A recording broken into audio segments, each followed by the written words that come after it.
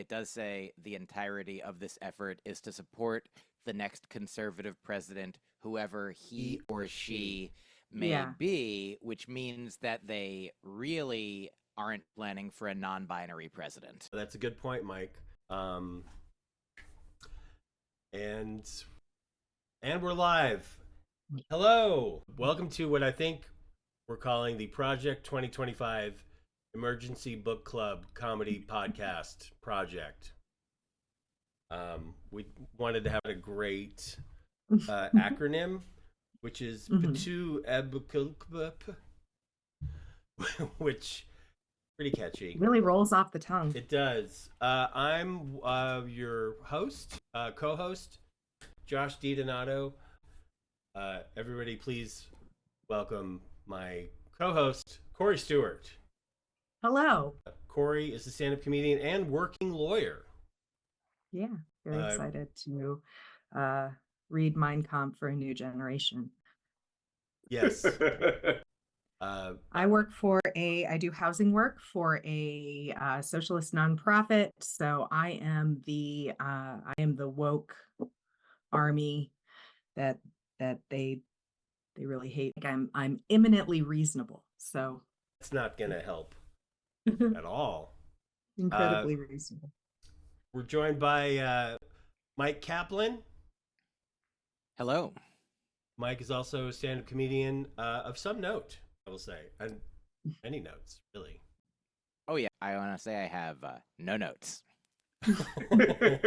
Okay, and also here of note and pretty cool, coloredly coordinated. Do you have blue eyes, Matt?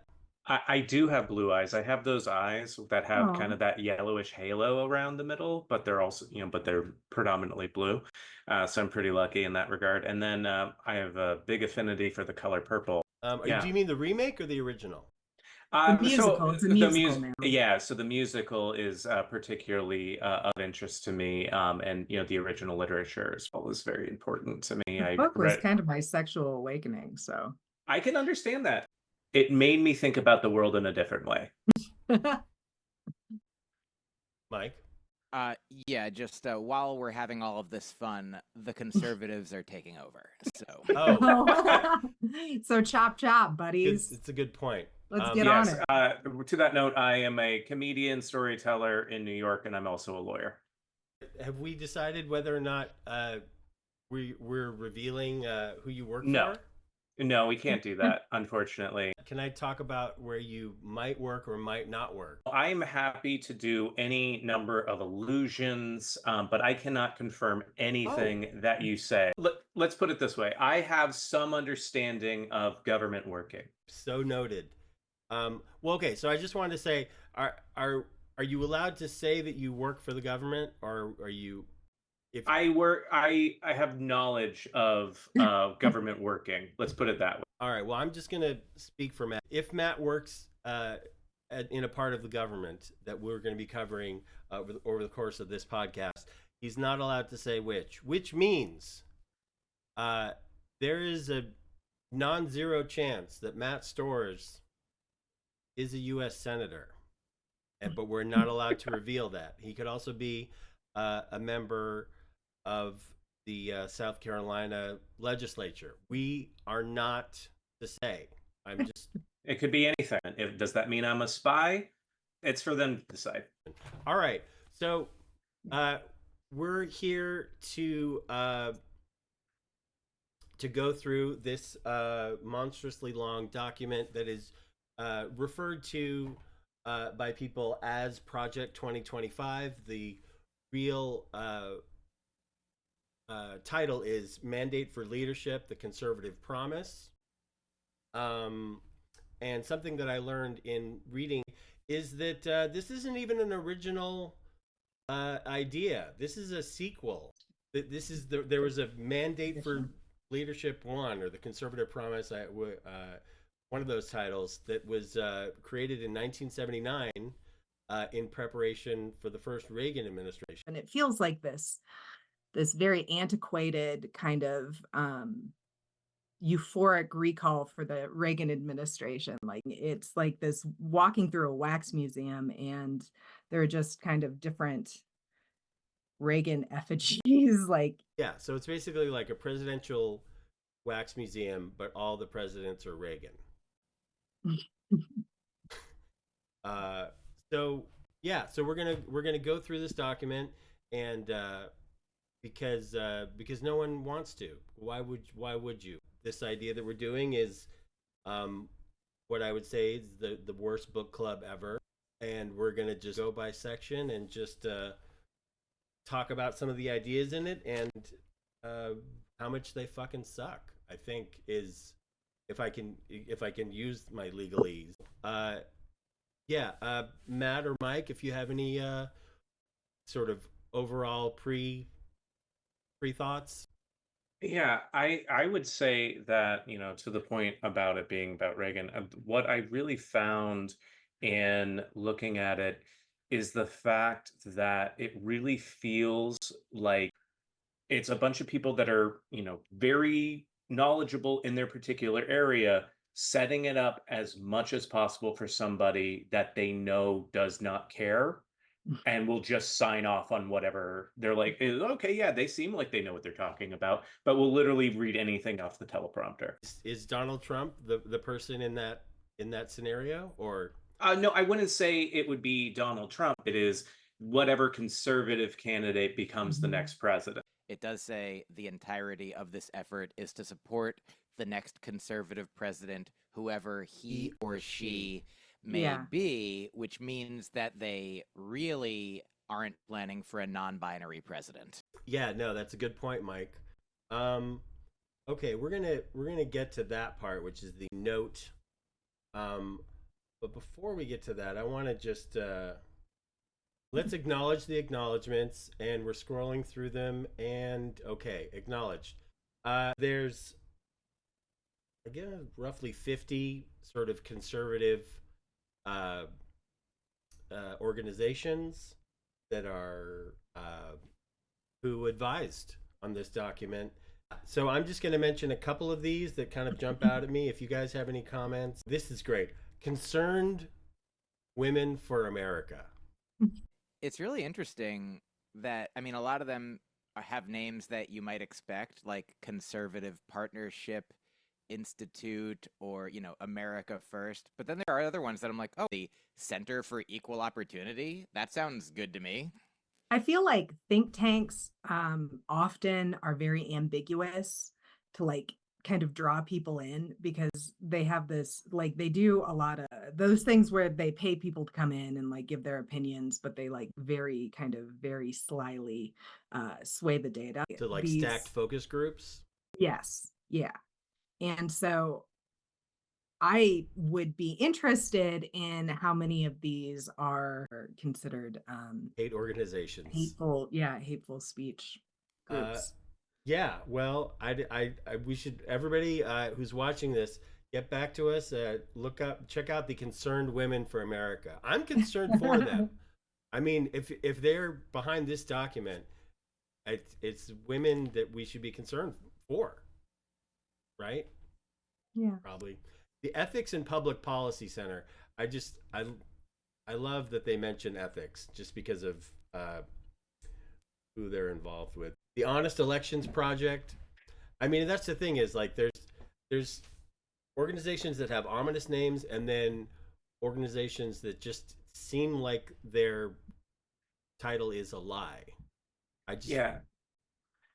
One of my favorite hobbies is to look up Christian films and look up the awards those Christian films have won. And when you do that, you see just a page of festivals and organizations and things that seemingly were just made up for them to say that they won awards.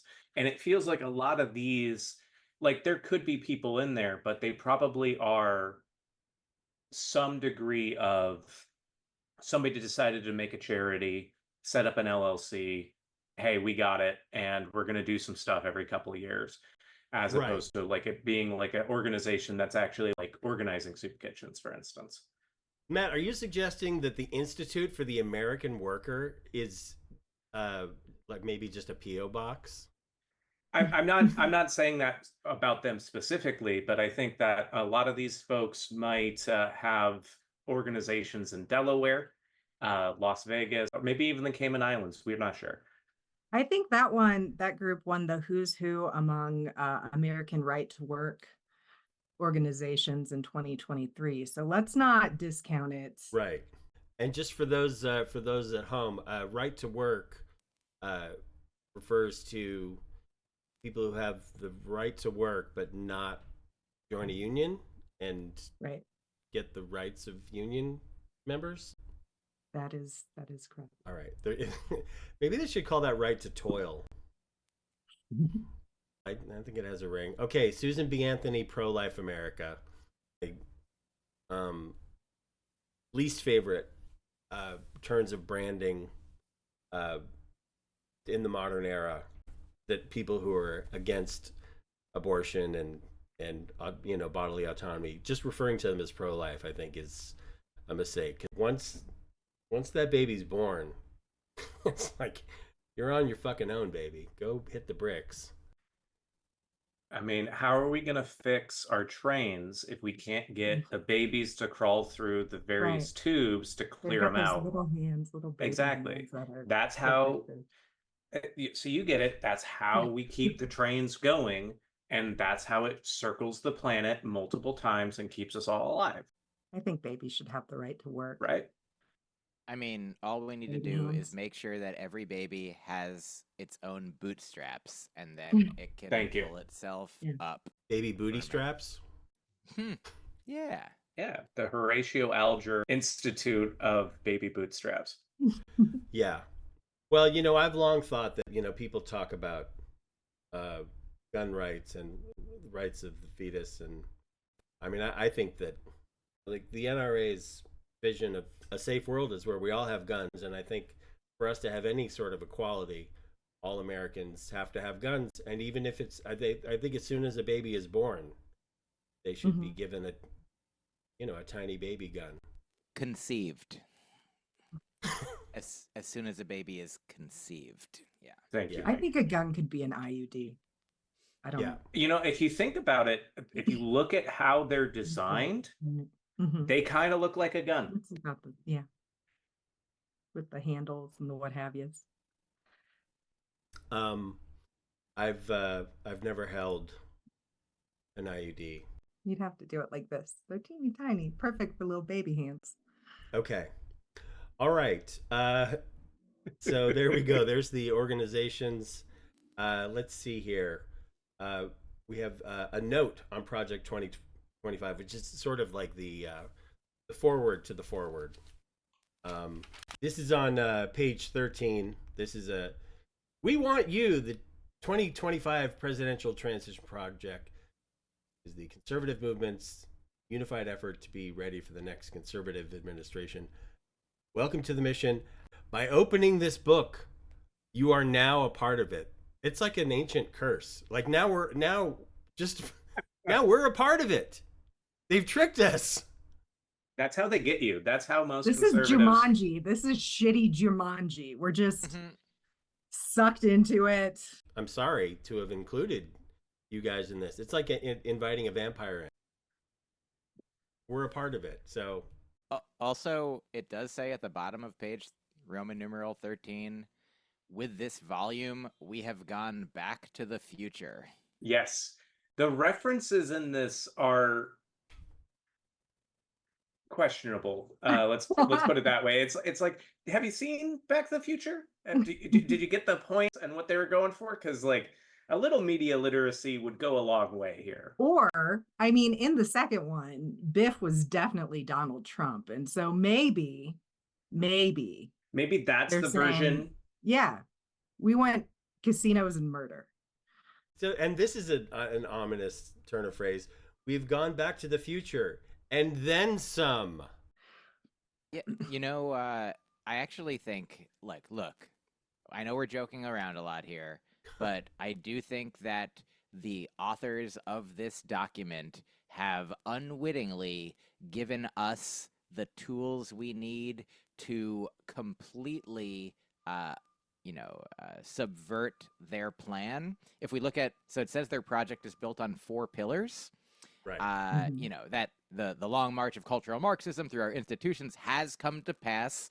The federal government is a behemoth, weaponized against American citizens. But in pillar number 4, that says this playbook, we're forming agency teams and drafting transition plans to move out upon the president's utterance of "so help me God." So all we have to do is between now and January 20th, get a speechwriter to take that out of the speech, and then because that's what they need to get this going. That's the spark that will light this whole match, and all we have to do is remove God, and then we'll be all set. That's all we're trying to do with this project, is remove God. If that wasn't clear to any of you God havers, so you're saying "so help me God" is sort of like the open sesame. If Biden says "so help me God" 3 times into a mirror, do a bunch of Proud Boys with torches show up? It depends on which mirror. I do have this kind of this ancillary quote from one of the authors. He said this, and it's related to weaponized blah blah, systematically preparing to march into office and bring a new army aligned, trained, and essentially weaponized conservatives ready to do battle against the deep state. That's scary. Definitely very inflammatory, and on some levels, I not to make it too flippant with this, because there is an implication there that is pretty scary. But I also like to envision like them coming in and being like, "We're taking over, and what we're gonna do, everything here, no more paper, no more paper in this office. Just you got pens, too bad. We got styluses now. That's all you got. You got an iPad. That's what this agency is. It's one iPad." We've been weaponized to make everything a little more streamlined and maybe more convenient. Making the government more streamlined and convenient, getting rid of some redundancy. It does seem like they're saying both, like, what the federal government is too big, and so we're gonna come in with a lot of people and make it smaller. Yeah, definitely. And also, and we're going to give the president so much power to make to do executive orders and really expand the power of the executive. There's just so much doublespeak throughout all of this. Like they'll talk about the cultural Marxism of people who are trying to tell you how to live, and then they just tell you how everybody should live. Oh yeah, I mean, we're not into the bulk of the introduction yet, but the first note I took is that they're into freedom, or at least they're into the word freedom. But very specifically, very soon, they're like, but not the freedom to be transgender or even, learn about like gay people or queer people or trans people. Or the existence of racism.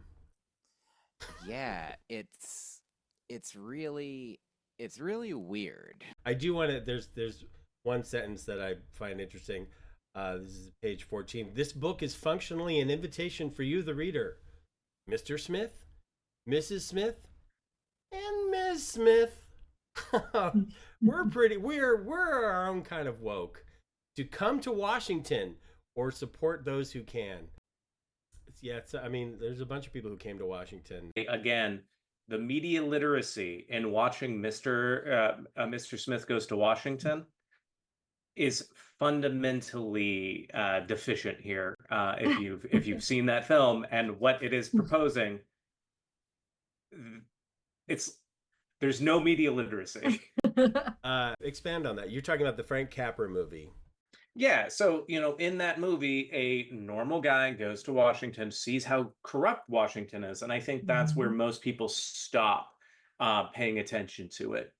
But ultimately, what he's trying to do is to get people to treat people with more respect. and to do things right by his constituents, which I think is what everybody wants to do when they're, a government, senator and everything like that. But like Everyone? well, I mean, presumably, it's an ideal that you would hope that people aspire to. And I think that if Mr. Smith heard that, we were going to defund all of these different agencies and we were going to undo the New Deal. And all of these different things, I think that Mr. Smith would be pretty upset and would throw a fit in the Senate chambers, much like he does in the climax of that fine film. Spoilers.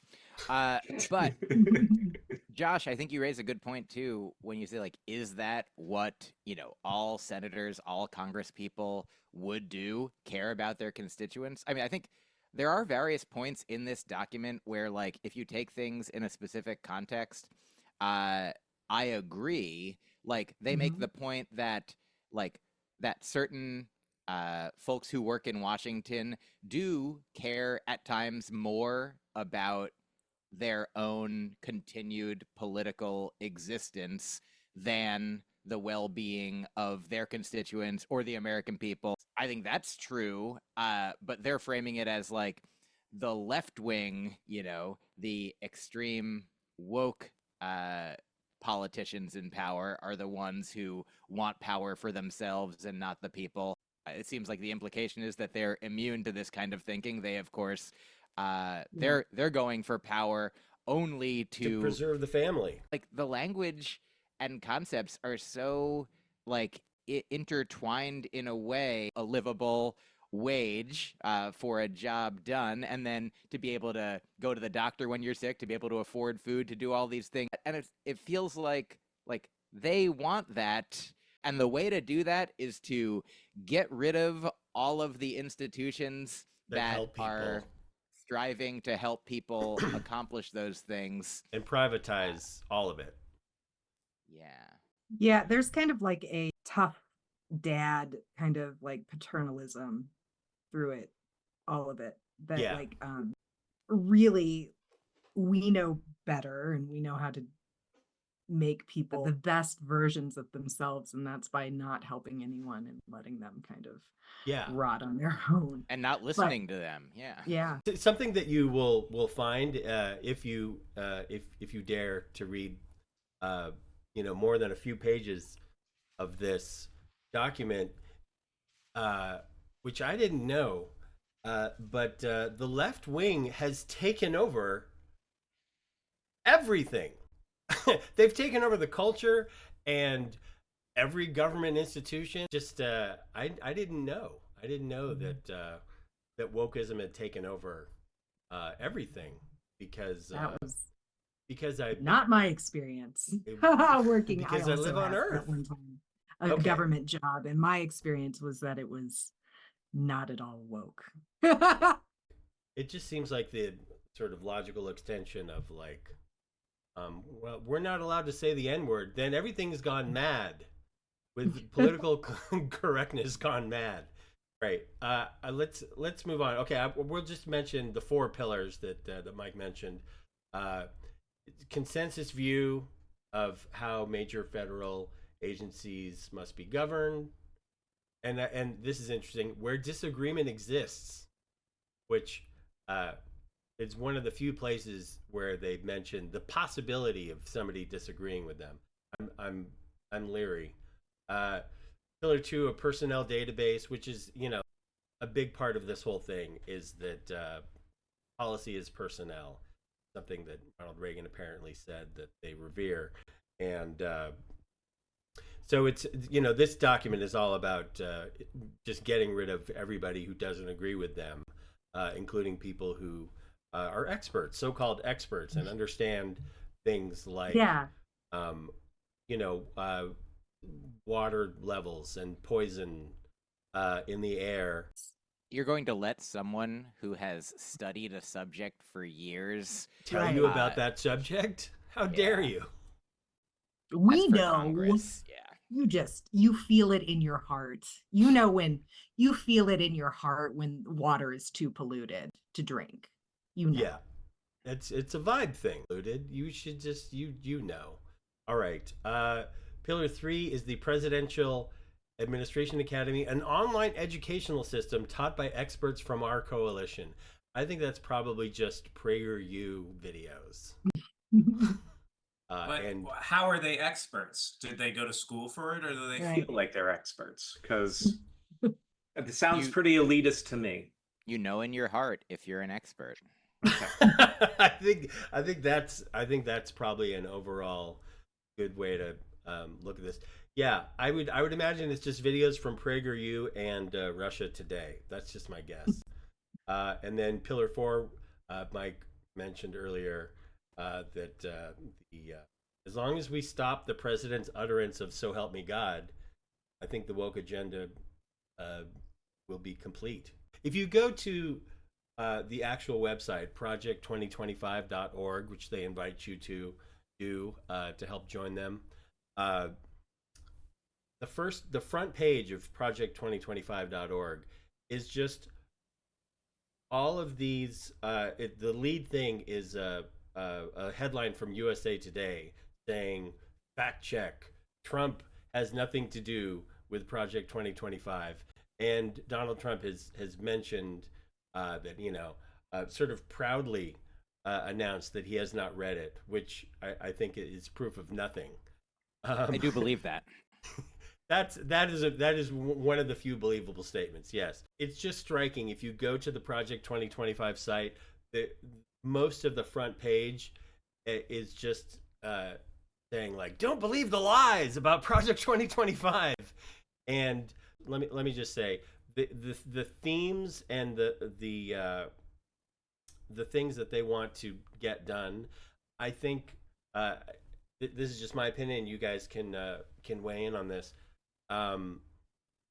Could only possibly be implemented by Donald Trump because they're so far out of the mainstream and so incredibly to the right that I don't think anybody else, even Lindsey Graham, would be like, this is going a bit too far. You're right in that so many of the architects and writers were Trump administration members or staff, and I feel like this has been kind of what they were looking towards even during the previous Trump administration, with the way that now Roe versus Wade is dismantled, and there are a lot of EPA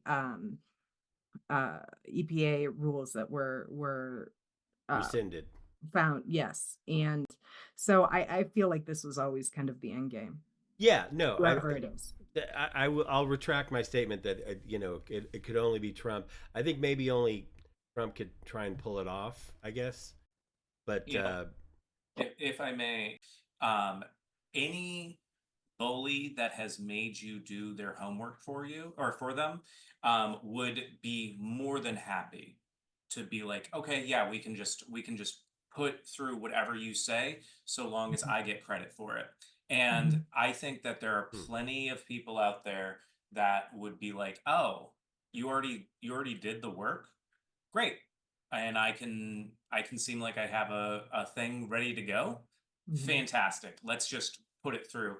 And I think that I would hope that some of the politicians that are out there have more specific policy things that would kind of deviate from this, even if they are on the conservative side. But with somebody who's like, their whole MO is, yeah, I don't really care and I just want to seem like I'm being successful, then they'll put anything in place. Yeah, I would add, I think it's perhaps one of the things that makes Trump not uniquely, but, specifically a good receiver and transmitter for this is that, as far as we can tell, he does not really have beliefs of his own that he cares about. Yeah. Policies that, he's like, "Oh, what do you want to happen?" He's like, "I want to win. I want to be in. I want people to like me. Yeah. I want people to think well of me." And like he's like, people are saying these things, right? And so he just wants people to be saying nice things about him. And yes, this is a perfect example of a thing. Like, if you do this, then we'll say nice things about you. Most people, most human beings would have at least some of their own ideas that they want to implement that might, like Matt said, conflict with some of these very extreme ones. Yeah, but Trump is so a blank slate. So he's just like, if there's power involved, then I'll do whatever.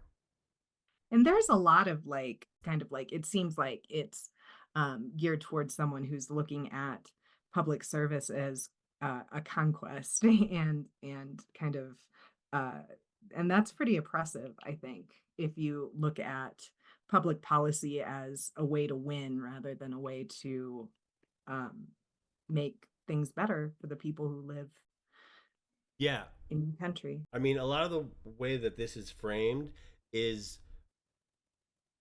it's put in this sort of kind of apocalyptic terms, such that they're kind of saying, here's everything that we want from Santa, and if we don't get every single thing that we want from Santa, the country will be in a shambles. Oh yeah, at the very end of this introduction, I think they present it as either, it's like a win or lose binary. If we fail, the fight for the very idea of America may be lost, to other people who are Americans who have other ideas about America. Yeah, but they don't say that part. No, I added that part. Okay. Okay, so I'm just going to highlight some of these authors. Jonathan Barry assisted with the development and with the of regulatory policy and with the nominations of Justice Neil Gorsuch and dozens of other judges. So, row killer alert. So you can thank Jonathan Barry for helping usher Neil Gorsuch. Okay, Lindsay Burke is a she. She's on the Independent Women's Forum. So I'm just curious what Lindsay Burke would say about the independence of women in the context of all of their policies around women. Okay, David R. Burton, who among his interests are corporate welfare, which is just a term I love. I mean, what's better than corporate welfare? Is there anything? Probably not. Adam Kandoob. He's a Kandoob kind of guy. Worked in the Trump administration. I'm just mentioning that. Okay. Dustin Carmack. Worked for Ron DeSantis. So there's a diversity of views here. That's all I'm saying. Ben Carson. Here's a person we've heard of alert. Yeah, if you ever get a chance, if you remember Ben Carson, he was the Secretary of Housing and Urban Development, and what great work he did. But Ben Carson is if you ever want to party, just binge read everything Ben Carson has ever said in an interview. This is a real thing. Tell me if you guys ever heard this. Ben Carson once said, "The Jews," which right there, that's going to be good. Any statement that starts out with "the Jews" are the best. Yeah, even that one's yeah. No, but he says the Jews could have prevented the Holocaust if only they'd been armed. Which sort of the equivalent to look what the Jews were wearing, not a holster.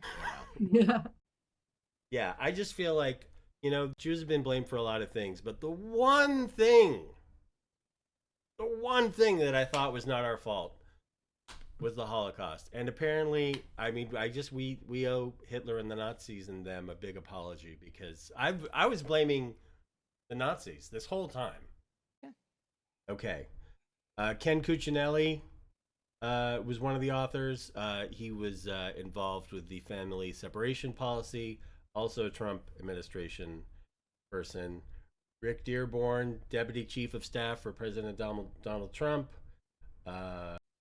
Okay, Mandy Gunasakara of Oxford, Mississippi. She's part of Section 7 Strategies, though, which that's a good, ominously named organization.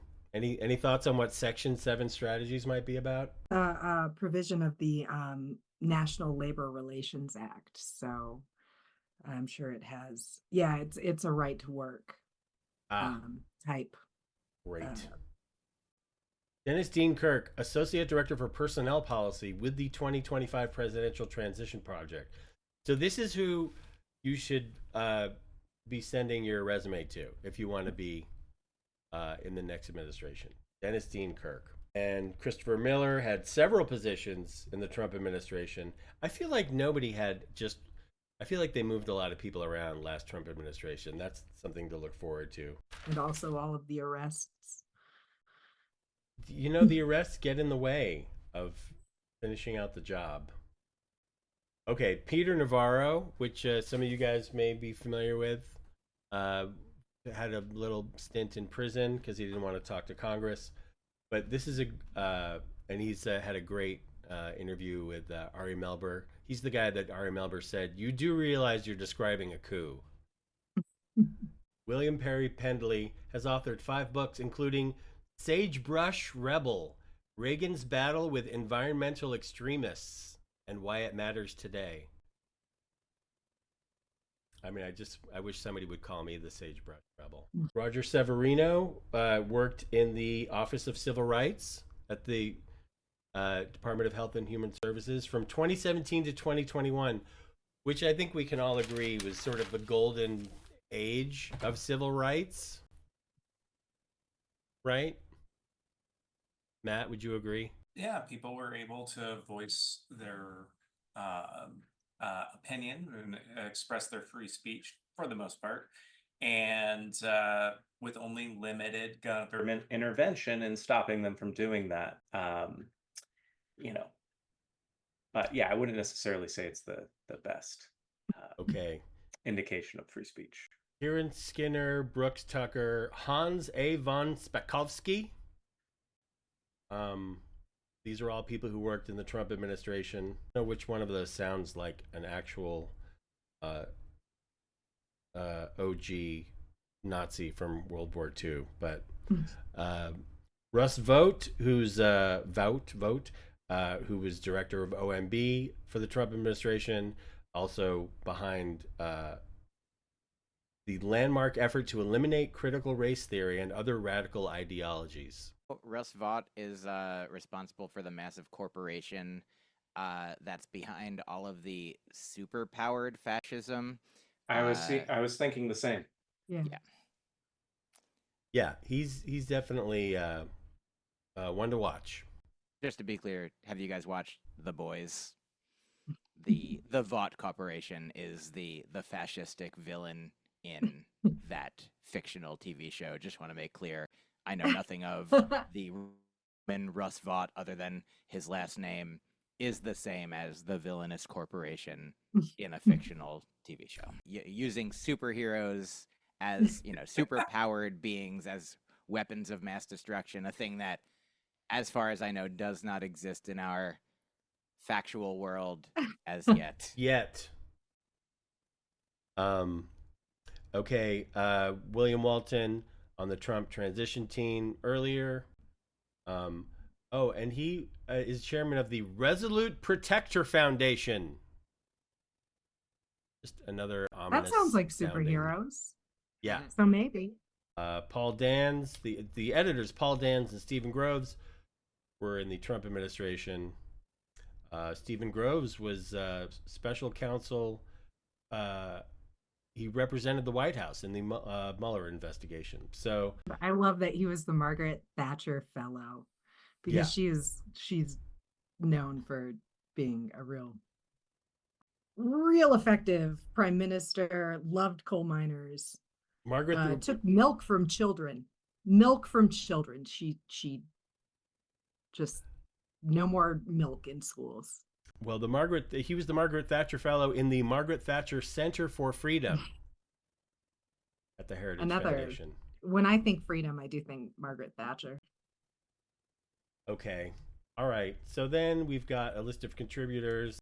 Tom Homan is who was involved with the family separation policy. He's on this list. And Nathan Lemur, who works for Targeted Victory. I'm assuming that's just people who want to help put guns in schools. Okay. The Foreword.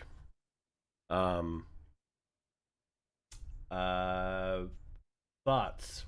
It really seems like they're focused on, freedom as they conceive it, not for all people, not for, queer people, not for transgender people. They, I think, right away conflate transgender people with drag queens and pornography. Oh, they're, sort of they're talking about the sexualization of children. I'm like, you're the ones who brought that up. Here's a part that I liked a lot when they were talking about the fatherlessness and, reversing the family crisis and the policies that can lead to that. I liked this sentence. They said, some are obvious and long-standing goals, like, for example, eliminating marriage penalties in federal welfare programs and the tax code and installing work requirements for food stamps. The obvious way to make fathers exist is by requiring work for food stamps. That really got my attention too, because I wrote a seminar paper about how TANF isn't Marxism, right? And so, like, during the Clinton administration, there was a work requirement put onto TANF, which is like welfare payments, right? And it was like this bipartisan effort that really gutted communities, because that work requirement means that parents aren't caring for their children because they're working for like very, very low pay labor for whatever benefits they're receiving, and it actually takes them out of the home and away from their family. No, wait a second. You're saying that a mother or father, they're not with their kids while they're at the job? I don't know. I'm not sure that passes muster. Well, you got it. And it's not really an incentive to get off of welfare because no. Well, obviously, if you pair that with the babies pulling themselves up by their bootstraps, and if we eliminate child labor laws, then the children can go to work with their family. Oh, it's such a good idea. And they can get in there and clean the DMV in areas that the parents possibly couldn't reach. Those little fingers get behind those computers, get all the dust. Great point. Look at America under the ruling and cultural elite today. Inflation is ravaging family budgets.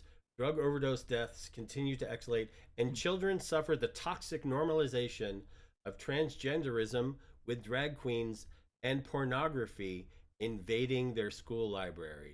That's talking about things like The Diary of Anne Frank, where she talks about getting her period, for example. It's pornography, Mike.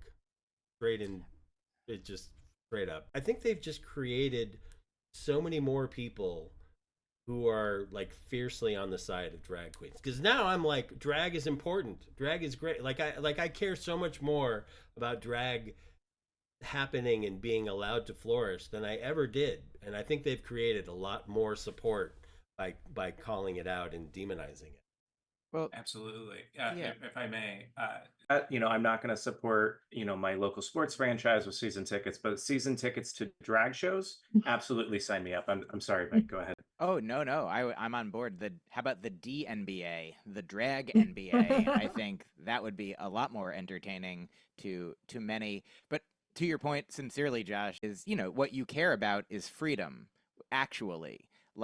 And when drag artists are being attacked, it is they are being denied, their freedom. They're being denied their safety. They're being denied the things that this document and these people purport to be for. And Right. so it's, it's hypocritical. It is, monstrous in a way. There's such a misunderstanding of even what drag is. Drag queens are artists. They are, in the best ways, sometimes clowns, the way that some comedians and performers, and, the way that Sacha Baron Cohen is a clown, putting on certain outfits and taking on certain roles and telling certain stories to sometimes make certain points or simply to entertain. It's pretty weird.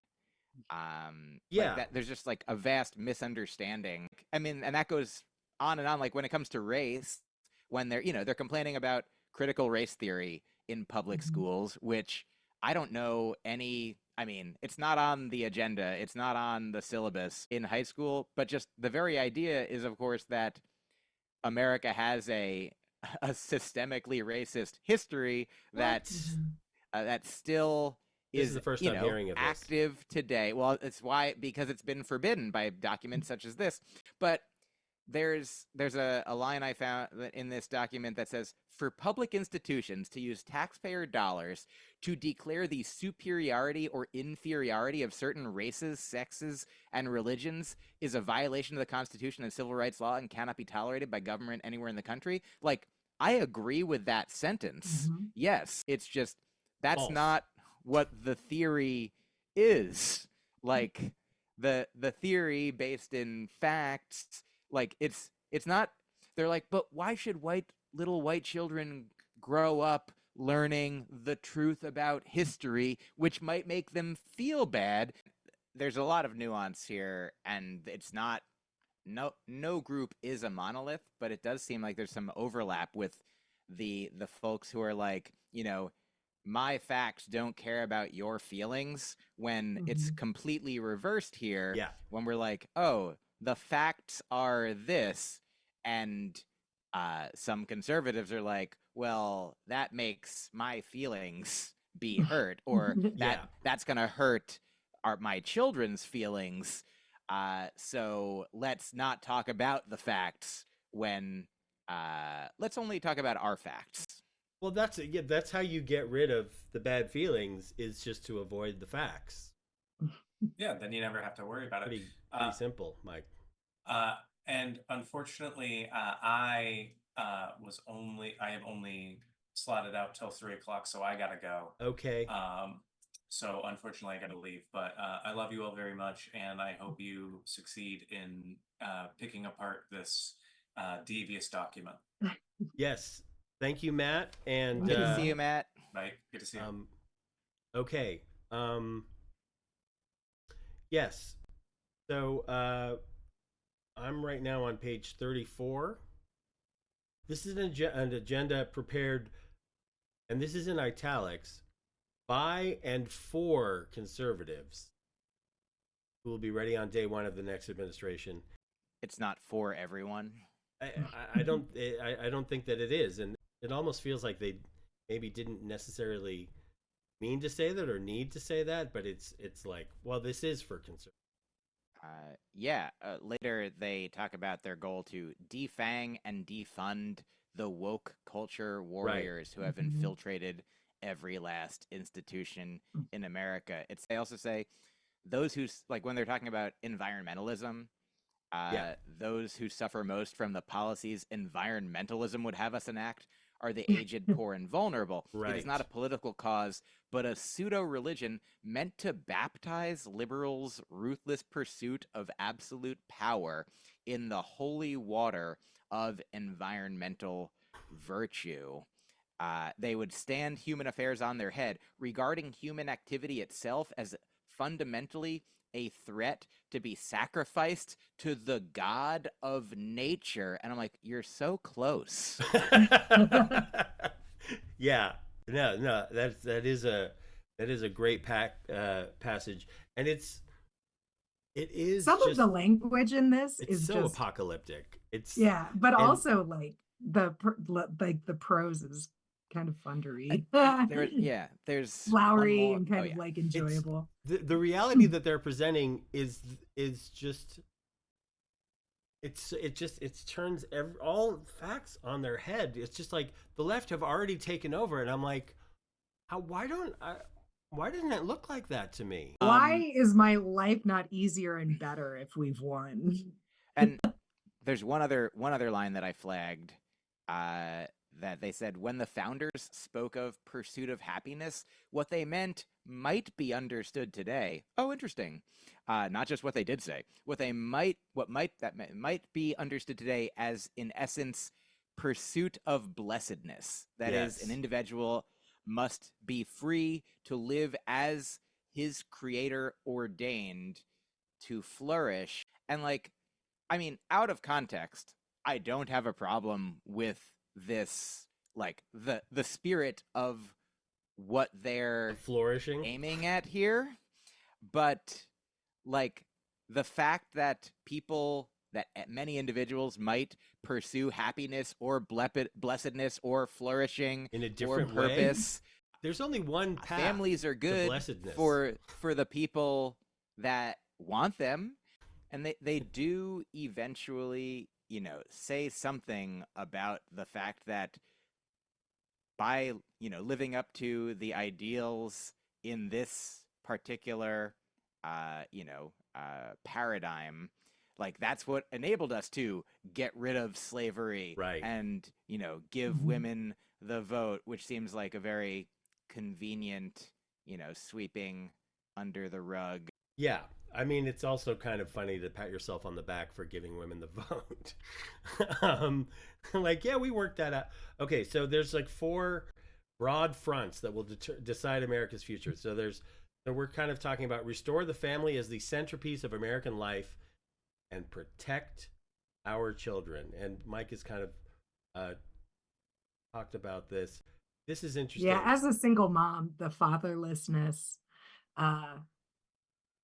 addressing that really like struck me, because I think about like, before there was no fault divorces, which is like they want to the conservative parties want to eliminate a lot of no fault divorce, abuse, like domestic violence, the rates of like just the conditions that women suffered through when they had to be tied to a partner were terrible. And this isn't making a family better. It's making lives harder for women, I think, to promote this traditional family. Yes, I'd like to read a section, the section that we're, I think, mostly talking about right now. So this is on page 36. Today, the American family is in crisis. 40% of all children are born to unmarried mothers, including more than 70% of Black children. I would like to introduce a feature on the pod, which is, I don't know if I believe that statistic, which I think we may come back to at some point.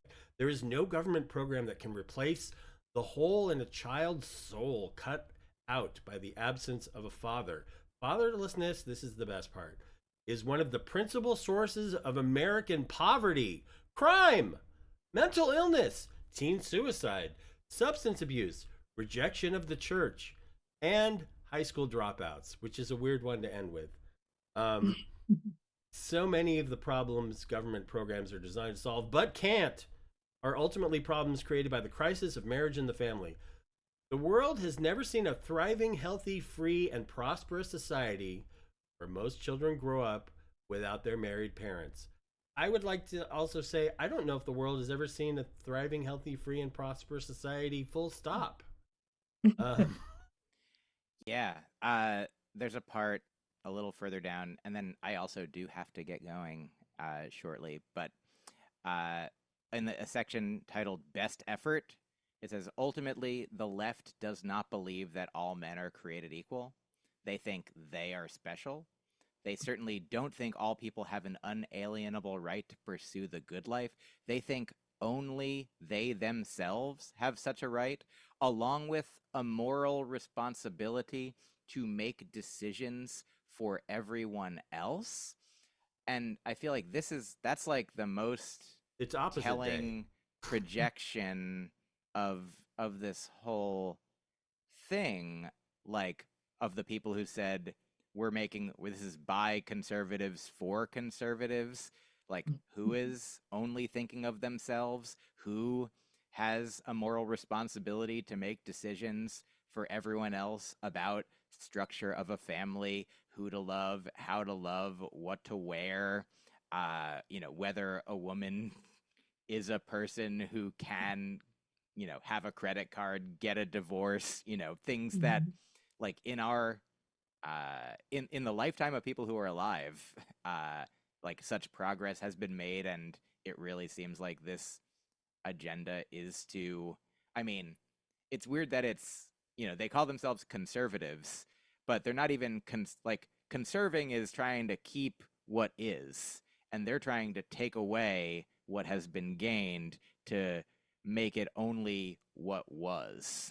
Right. Yeah. Myq, if you could stay on for just this next part, because I'd like to hear what you have to say. Sure. This is interesting. Okay. There's two quick things.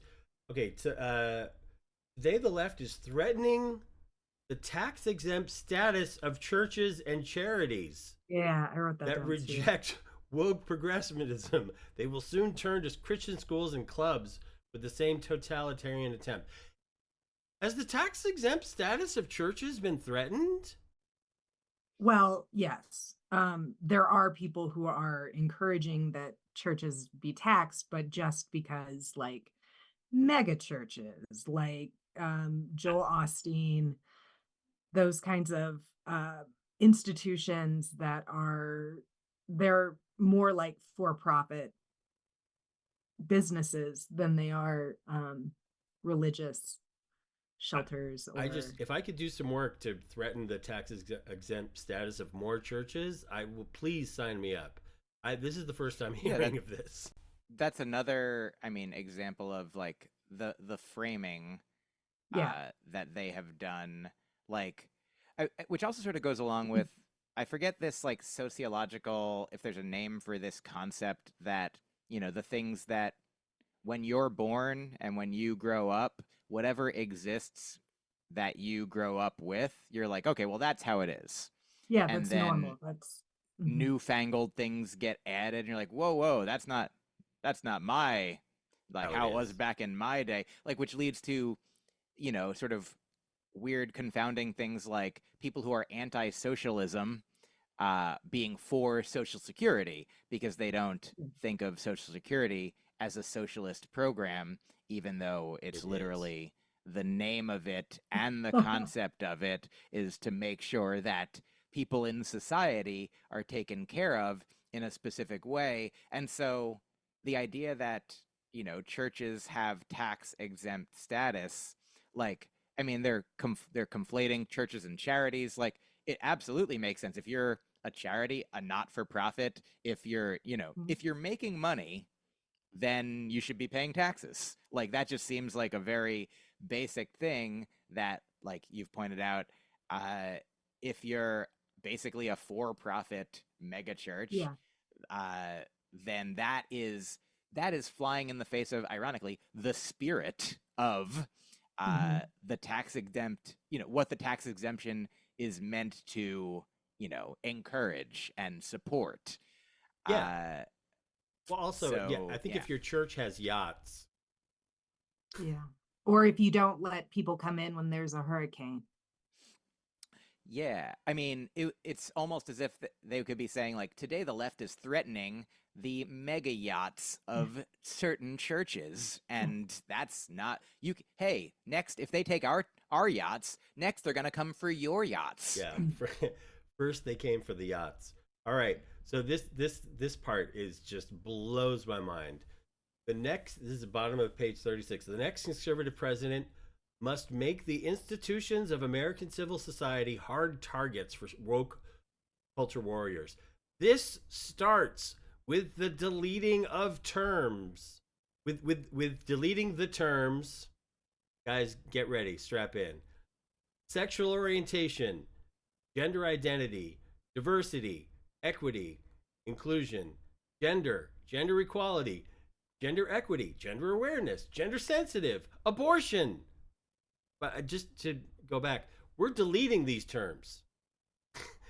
Reproductive health, reproductive rights, and any other term used to deprive Americans of their First Amendment rights out of every federal rule, agency regulation, contract, grant, regulation, and piece of legislation that exists. So if you have a piece of legislation that has the word gender in it, or abortion, or sexual orientation, I mean, Myq, help me out. Yeah, I mean, it's surprising to see it, the quiet part out loud, like that this is what they want, and they're saying it brazenly, and it's very strange that even gender itself is there, like which is basically saying that there shouldn't be protections against harassment based on gender, for example, in the workplace, which it doesn't make sense why they're like, well, we gotta throw out the gender with the bathwater. Yeah, I mean, I don't know if I can help you out. It's just so it just blows my mind, far. like the long list of terms that they want to delete. It's not even like we want to deal with these different issues. It's like, just do not use the term abortion in anything, regulation, law. Yeah, they're saying they want to delete them from any federal legislation, or anything federal. Federal rule, agency regulation, contract, grant, I mean, just it's and the funny thing is, and it says, and it's like, this is in the same breath as talking about First Amendment rights, right? Which is the freedom of speech, and it's like, freedom of speech for all. Do not use the following words. Yeah, they're saying that this speech is being used to deprive Americans of their speech. So we need to not use get rid of stop this speech before pornography. Speech is the other speech. Yeah. Right. So here it says, pornography manifested today in the omnipresent propagation of transgender ideology. I don't know what trans. And sexualization of children is, for instance, not a political Gordian knot binding up disparate claims about free speech, property rights, sexual liberation, and child warfare. It has no claim to First Amendment protection. So pornography has no claim to First Amendment protection. I just so they're gonna ban it. So anybody who likes porn, this is the beginning of them. This is your call to arms. It is. I think if you want your Pornhub, you better. I don't know why they're people have talked about Project 2025 a fair amount in general terms. I don't know why their plan to ban pornography is not the front page headline of every newspaper every day. I think that it's because people love it privately. That's why people aren't putting it on the front page and aren't coming out, except in. Okay, you're right. I was taking also, humor liberty there, maybe a little. Also the fact, but yeah, it's a reasonable question, though. Also, they're saying they're not even talking about pornography here in a straightforward way. They're talking about pornography manifested in the omnipresent propagation of transgender ideology and sexualization of children. There's so many wrong things going on there, right? Because being transgender is not pornography, and being transgender is not about sexualizing children. you know, if you go back, I feel like it's telling that they don't go here into like homosexuality as specifically because as they might have if this were, you know, 10, 20 years ago. Right. Because the idea that like sexualized in language when people are like, oh, look at your little baby, she's going to be a real heartbreaker, you know, as long as it's in a heteronormative context. But the idea, you know, like when the Don't Say Gay, you know, Ron DeSantis Florida thing was going on about like, you can't talk about you know, homosexuality in schools. I'm like, what about the kids who have gay parents? Can they not talk about their parents in school? Like there's a group of conservatives who are conflating like discussion of like same-sex attraction or attraction to like anything other than heteronormativity as like pornography. I mean, and as sexual, like sexualizing identity in a way that is like a person just living their lives would not. And so, for example, like the sexualization of children that they're talking about here regarding being transgender, what isn't happening here with regard to homosexuality or bisexuality or pansexuality right here in this document, because I think society has progressed to the point where you know that a child can be gay and that's not about sex. A child can be gay and asexual. A child can be gay and not sexually active because they're prepubescent or because they're an adolescent, but it's just about their identity and it's about who they love and who they're, you know, maybe attracted to, but, you know, could be about romance and not sex. And it's about all kinds of things that are not the sexualization of children. Like people can be gay and have it not be about sex the same way that people, most people are straight so far. And it's not, when you learn somebody's straight, you don't have to think about them having sex. And so that's not happening with homosexuality here. It is happening not explicitly. Right. But they're doing it with the concept of being transgender because transgender is a term and a concept that is newer to widespread mainstream society and therefore easier to demonize. Exactly. Yeah. It's it's amazing that the term pornography, that they're just talking about so many things that are not actually pornography.